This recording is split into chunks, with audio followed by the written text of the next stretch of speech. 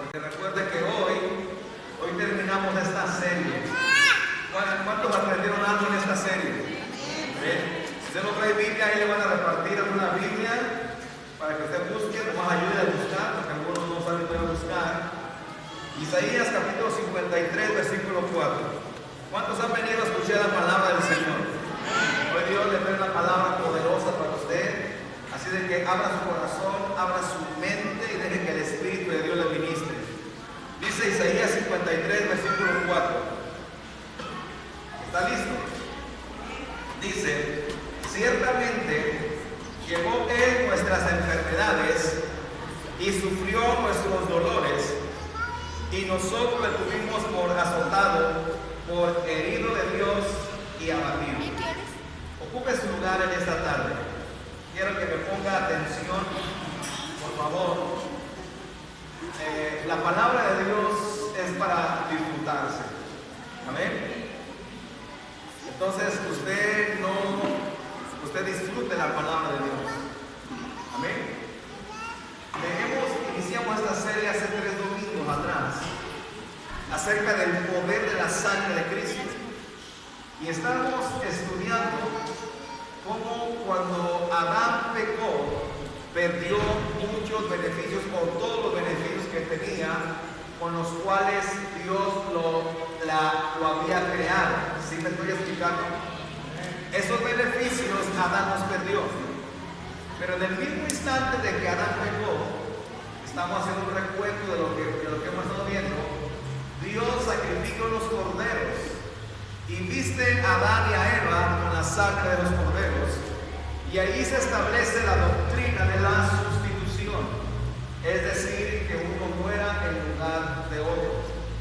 Adán merecía morir, sin embargo Dios sacrificó los corderos y los vistió, y ciertamente Adán murió, pero murió muchos años después.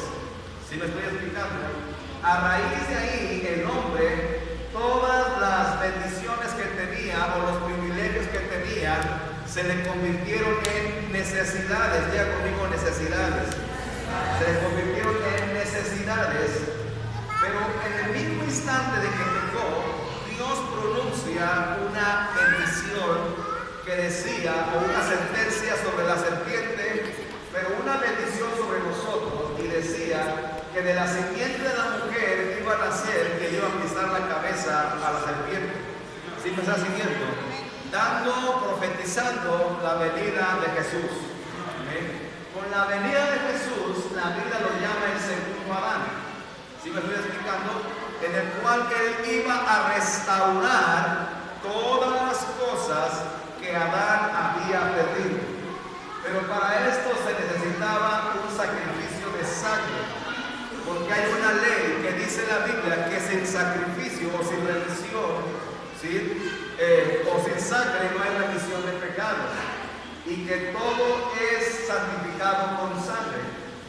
Y vimos cómo en el Antiguo Testamento el sacerdote sacrificaba un cordero o la víctima y regaba la sangre por 7 lugares dentro del tabernáculo para santificarlo.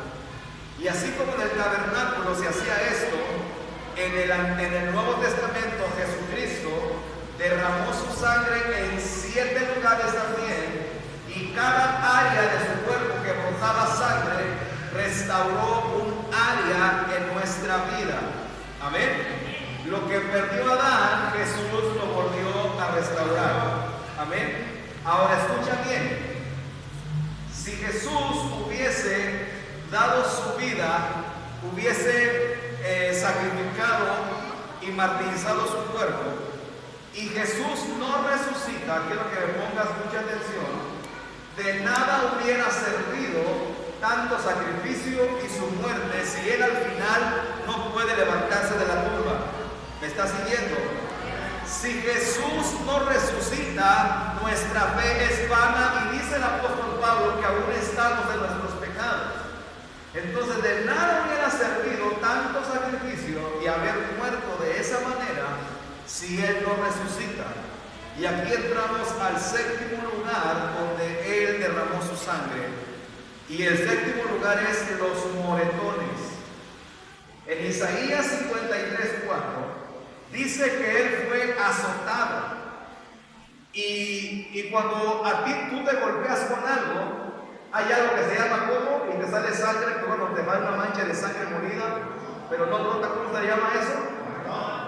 Pero es un derrame, porque eso significa sangrar por dentro. ¿Alguien me está siguiendo? Entonces, no solamente sangró por fuera, sino que también sangró por dentro de esos cuando le dieron con el palo, y cuando no abría el golpe, entonces por dentro se hacían moretones, se hacían derrames.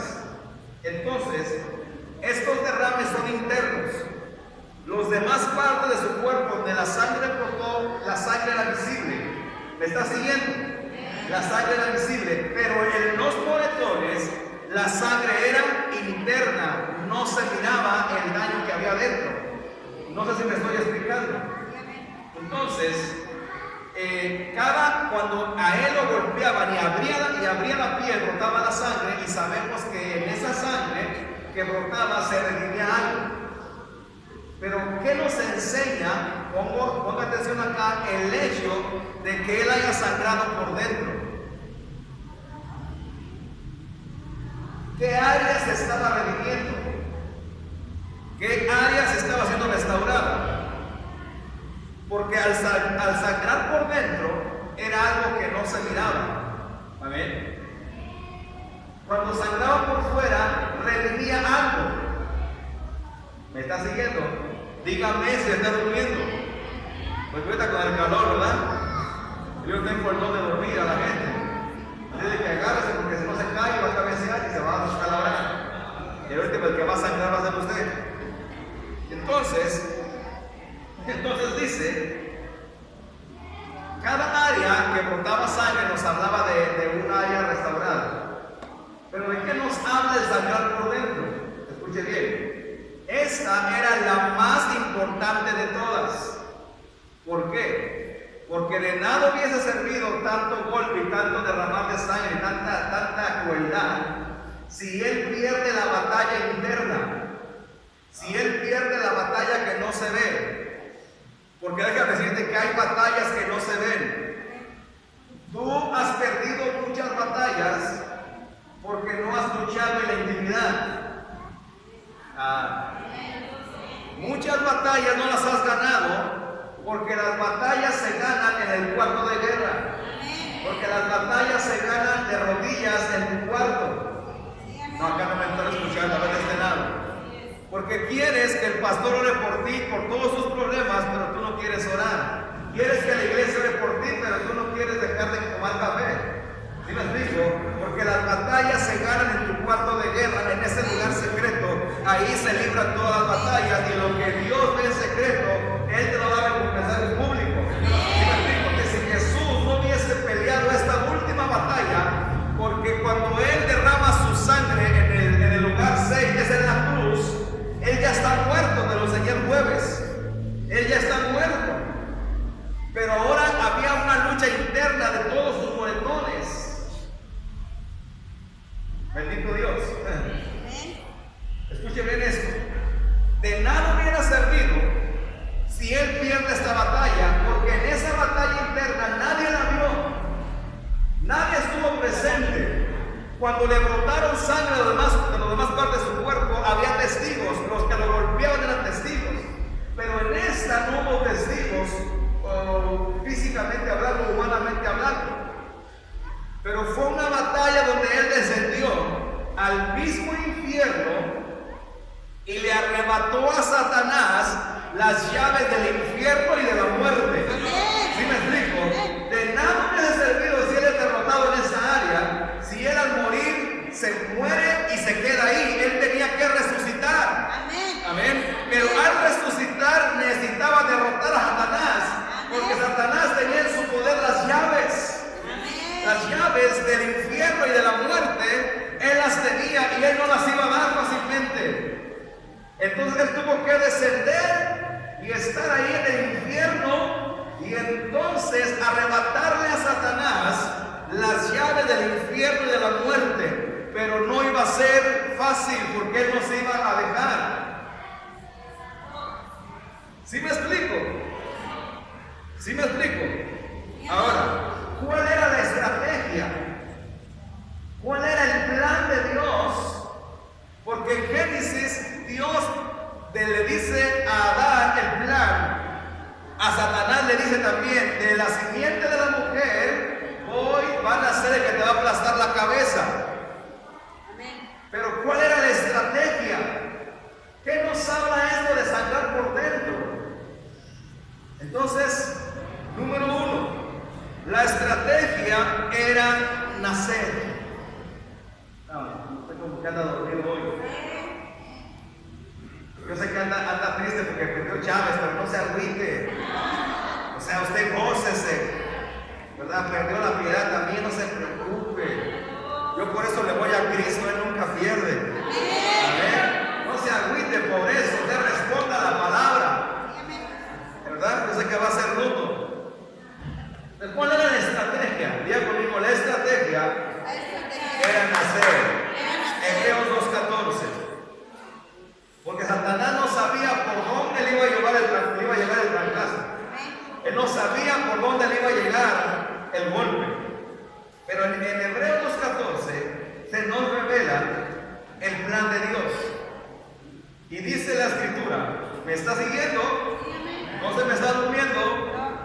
Así que por cuanto los hijos participaron de carne y sangre, Él también participó de lo mismo para destruir por medio de la muerte al que tenía al imperio de la muerte, esto es el diablo.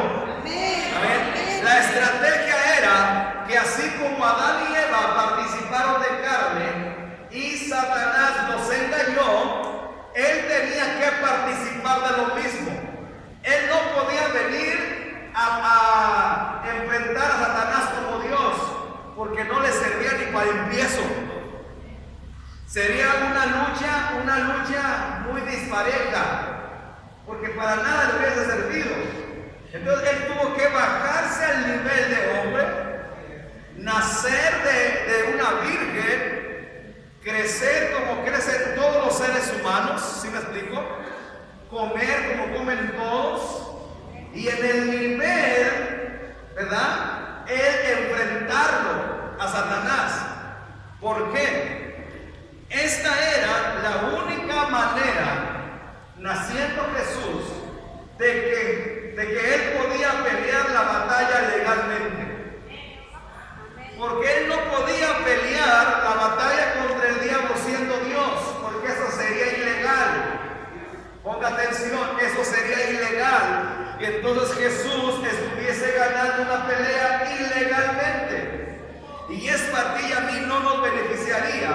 Él necesitaba hacerse hombre, nacer, criarse, para como ser humano tener derecho de pelearle a Satanás la autoridad y de arrebatársela.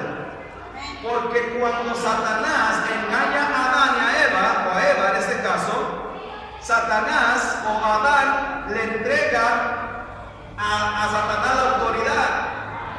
Jesús no podía venir como Dios y decir, dásela, porque eso sería ilegal. Porque el que tenía la autoridad de reclamarla era Adán. Pero Adán ahora era esclavo de Satanás. ¿Me está siguiendo? Entonces, él no podía venir como Dios y decir, entrégasela, porque sería ilegal. Si él se la quita a la fuerza, sería ilegal. Entonces, la única manera de que él podía ser legal, estoy siendo muy repetitivo para que usted aprenda y se quede en su corazón esto, él tenía que venir a nacer. Esa fue la causa para la cual él tuvo que nacer.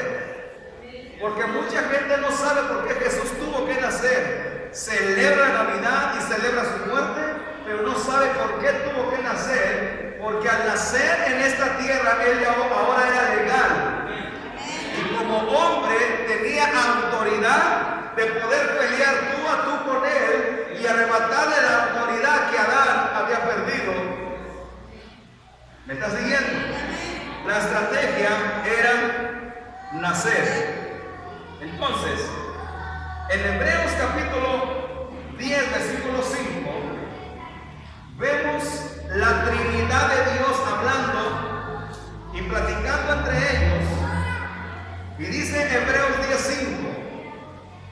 por lo cual entrando en el mundo dice, sacrificio y ofrenda no quisiste, mas me preparaste cuerpo. Escuche bien. Dios había determinado sacrificios de animales para cubrir, no para quitar. ¿Sí me explico? No para quitar los pecados, para cubrir los pecados. Pero llegó un momento en que esto se volvió algo religioso y tedioso, y a Dios ya no quiso eso.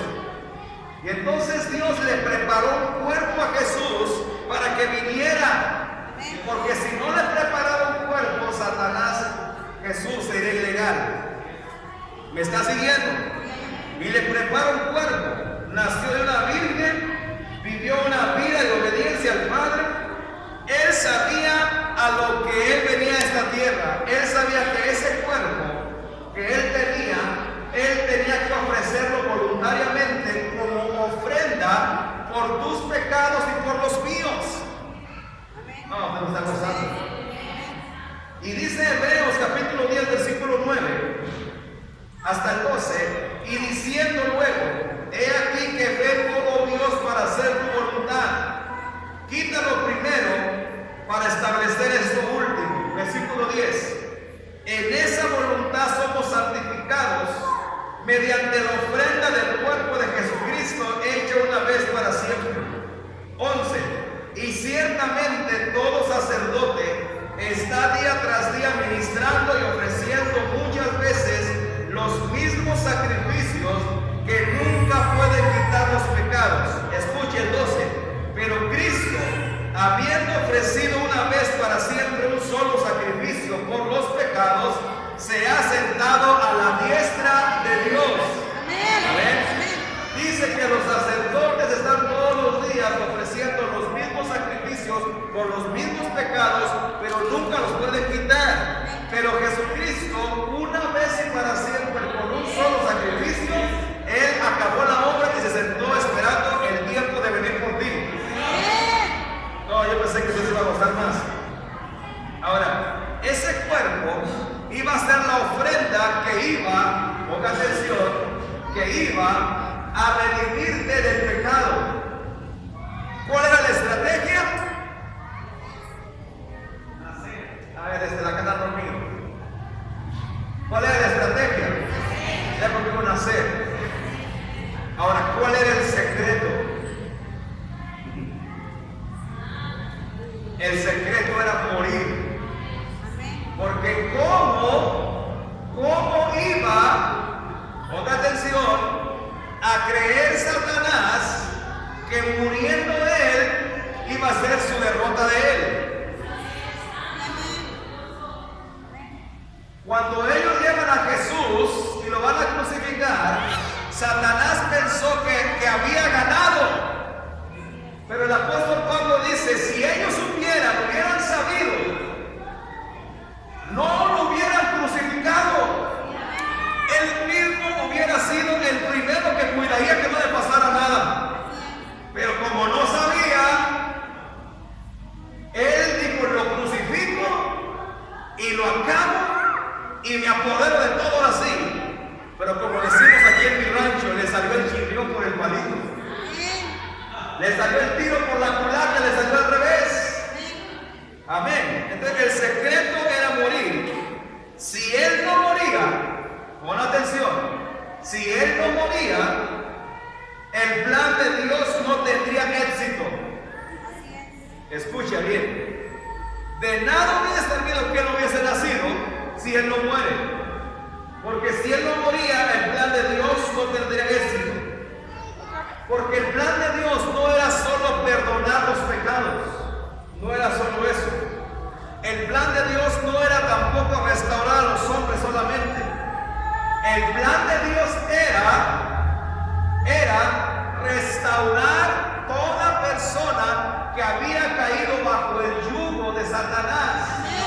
Porque por miles de años, cuando Jesús nació, desde que Adán cayó hasta que Jesús nació, miles de personas habían sido llevadas, estaban bajo el yugo de Satanás. Y Jesús, la estrategia de Dios restaurar a esas personas, rescatar la humanidad que había caído. Amén. Entonces, la muerte de Jesús, ojo acá, la muerte de Jesús sería la muerte de la muerte. Amén. Gloria a Cristo. La muerte estaba con las uñotas bien largas, esperando saborear. Pero lo que no sabía es que en su muerte es como cuando una vaca se come una campamocha. ¿Qué pasa? Truena. No le conviene a la vaca comerse la campamocha. O sea, si yo estoy comiendo, si yo fuera una vaca y estoy comiendo hierba y una campamocha, le dejo que se vaya. Pero la necedad de la vaca se come la campamocha y revienta. Porque la muerte de la campamocha es la muerte de ella. Y lo que no sabía la muerte era que al tomar posesión de Jesús, él mismo lo iba a matar a ella. Oseas capítulo 13, versículo 14. Bendito Dios. ¿Cuántos están aprendiendo algo? Oseas capítulo 13, versículo 14 dice: de la mano del Seol los redimiré, los libraré de la muerte. Oh muerte, yo seré tu muerte. Es que alguien tenía que celebrar esto, porque el secreto estaba en morir. Mira cómo siempre se cumple la palabra que dice Dios, que Él prende al sabio su astucia.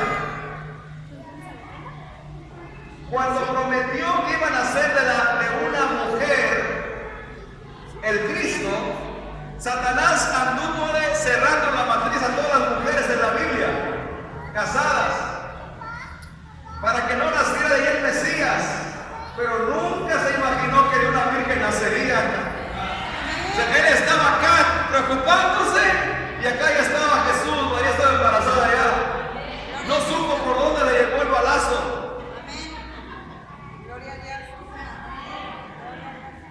Y ya cuando estaba, dijo, ahora lo mato. Pero lo que no sabía era que al matarlo lo iban a matar a él. O sea que le salió todo al revés, al pobre. A través de la Biblia, Satanás ha tenido 7 días malos en la vida de Satanás. Luego se los voy a compartir algún día. Sí, ha habido 7 días malos. En el seminario de liberación que de aquí lo compartí. Pero un día se lo voy a compartir a usted. Ha tenido 7 días malos en la historia bíblicamente de Satanás. Y uno de ellos es este. Fue un día malo para él cuando Jesús nació, y cuando él murió fue un día malísimo para él. Ahora escuche bien esto. Jesús está diciendo aquí Oseas: oh muerte, yo seré tu muerte. De la mano del Seol los voy a redimir. Le está hablando a los santos de Dios que estaban en el Seol, que estaban esperando la venida del Mesías. Dios promete que iba a derrotar a la muerte con su muerte. Por eso dice: oh muerte, yo seré tu muerte. Amén. Ahora Jesús, cuando estuvo aquí en la tierra, ya conmigo, el secreto era morir. Participó o sufrió 3 muertes. Todo ser humano sufre 3 muertes. ¿Me está siguiendo? Todo ser humano sufre 3 muertes. Todo ser humano. Y Jesús, como el secreto era morir, participó de las 3 muertes. Primera muerte, la muerte física. ¿Qué es la muerte física? Es la separación del espíritu y el alma del cuerpo del hombre. Cuando tú ves y dices fulano o fulana murió, morir no significa dejar de existir. Morir significa que el cuerpo fue separado de aquello que le daba vida. Pero esa persona sigue existiendo y sigue viviendo en el mundo espiritual. ¿No? Entonces, esa muerte física, él la experimentó, murió. Él tenía que morir de la peor manera. Filipenses capítulo 2, versículo 8, nos habla de esa muerte física. ¿Me está siguiendo? Filipenses 2:8. Y dice así: y estando en la condición de hombre, se humilló a sí mismo, haciéndose obediente hasta la muerte y muerte de cruz. Él no solamente tenía que morir, él tenía que morir en la cruz. ¿Alguien me está siguiendo? No podía morir de otra manera, tenía que morir de una muerte de cruz, la más cruel. Ahora, la segunda muerte que participa toda persona es la muerte espiritual. Escucha bien, toda persona que nace en este mundo nace espiritualmente muerto. Cuando un bebé nace en este mundo, él ya nace espiritualmente muerto. ¿Cuál es la evidencia de que ese bebé nació espiritualmente muerto? De que en algún día de su vida va a morir físicamente. ¿Me está siguiendo? Nace muerto de la vida de Dios. Pastor, y si se muere va al infierno. No, los bebés no van al infierno, porque de los niños es el reino de los cielos. ¿Sí me explico? Pero ya nace en pecado y nace en maldad. No nace con pecado ni con maldad, nace en pecado y en maldad. ¿Me está siguiendo? No lo quiero confundir, porque alguno ya le vino la cara de Juan diciendo: ¿qué está diciendo este hombre? ¿Sí me explico? Él no nace, nace espiritualmente muertos. Tienen vida biológica, pero no hay vida espiritual, porque Romanos 5:12 dice que el pecado entró del mundo por un hombre y por el pecado la muerte, así la muerte pasó a todos los hombres por cuanto todos pecaron. ¿Me está siguiendo? Y entonces la muerte, este niño nace espiritualmente muerto, pero Jesús no nació espiritualmente muerto. ¿Cuándo es que Jesús muere espiritualmente? Cuando voluntariamente en la cruz cargó todos nuestros pecados. Dice la Biblia que Él clamó porque el cielo se nubló, hubo tinieblas en toda la tierra, y Él le clama al Padre, dice: Dios mío, ¿por qué me has desamparado? Él siempre se refería a Dios como su Padre, pero en esta ocasión se refiere como Dios. ¿Por qué? Porque Él sintió el abandono de su Padre por tanto pecado, y eso nos está enseñando que Él ahí murió espiritualmente al cargar todos tus pecados, los tuyos y los míos, los llevó en su cuerpo. Dice la Escritura que Él los cargó en su cuerpo. ¿Cuándo cargó Jesús los pecados de